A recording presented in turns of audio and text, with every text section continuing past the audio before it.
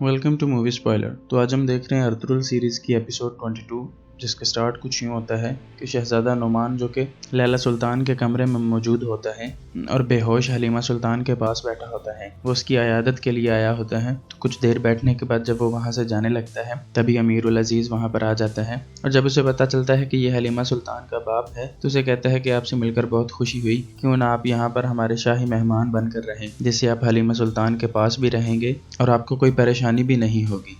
चूँकि ये बातें अमीरुल अजीज़ ने लैला सुल्तान के कमरे से बाहर आने के बाद शहज़ादा नुमान से की होती हैं, इसलिए अस्मा छुपकर ये बातें सुन रही होती है और बाद में जाकर नासिर को बता देती है और कहती है कि हमें जल्द ही इसका कुछ सद्देबाब करना होगा। उसके बाद शहज़ादा नुमान वहाँ से निकलकर दरगाह की तरफ जा रहा होता है। तभी रास्ते में उसे अर्तुगरुल मिलता है, जिसने एक बड़ी सी चादर ओढ़ रखी होती है और अपना मुंह छुपाया होता है। अर्तुगरुल शहज़ादा नुमान से कहता है कि जल्द ही आपको और हलीमा सुल्तान को महल से निकलना होगा, क्योंकि महल साजिशों का गढ़ बन चुका है और जब आपकी हकीकत के बारे में पता चलेगा तो वहाँ पर आपकी जान को खतरा हो सकता है। इसके बाद अर्तुगरुल वहाँ से चला जाता है और कुछ ही दूर जाने के बाद उसे महसूस होता है कि कोई शख्स उसका पीछा कर रहा होता है।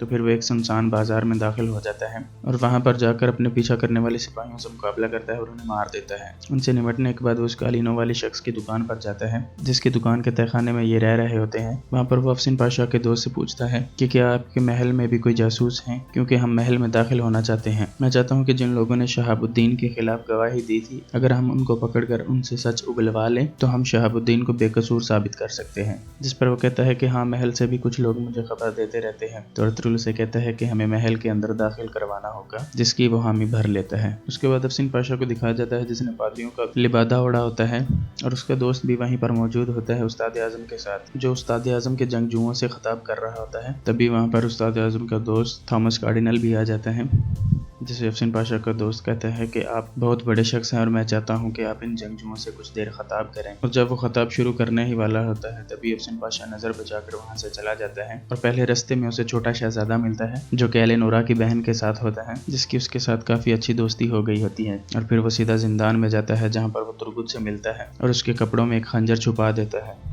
इधर उस्ताद आज़म, जिसने अफसिन पाशा को बाहर निकलते हुए देख लिया था, अपने दोस्त से किसी ज़रूरी काम का कहकर बाहर निकलता है और सीधा जिंदान की तरफ चला जाता है, जहां पहुंचकर वो देखता है कि अफसिन पाशा वहीं पर मौजूद है।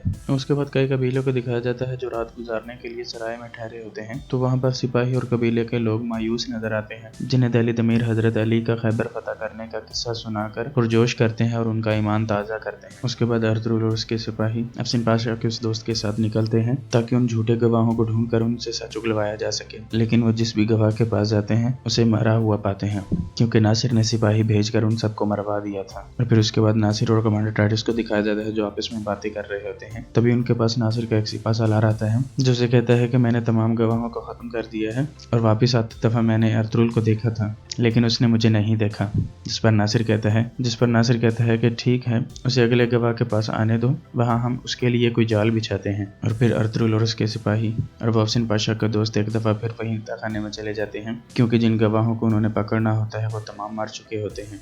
इसलिए अर्तुगरुल अफसिन पाशा के दोस्त से पूछता है कि महल में घुसने का कोई बंदोबस्त हुआ या नहीं, जिस पर वो बताता है कि महल के अंदर घुसने का रास्ता मिल गया है, लेकिन ये थोड़ा मुश्किल है। तो अर्तुगरुल उसे अपने सिपाहियों के साथ महल के अंदर भेज देता है और खुद उस आखिरी गवाह के पास चला जाता है और उस गवाह की दुकान के करीब ही नासिर अपने सिपाहियों को लेकर छुपा होता है। तभी उसका सिपा सालार जाता है और उस दुकान के अंदर दाखिल हो जाता है। तो अर्तुगरुल भी इधर उधर देखते हुए, जिसने अपने ऊपर एक बहुत बड़ी चादर ओढ़ रखी होती है, उस सिपा सालार के पीछे उसी दुकान में चला जाता है। और इसी के साथ इस एपिसोड का इख्तिताम होता है। अल्लाह हाफिज।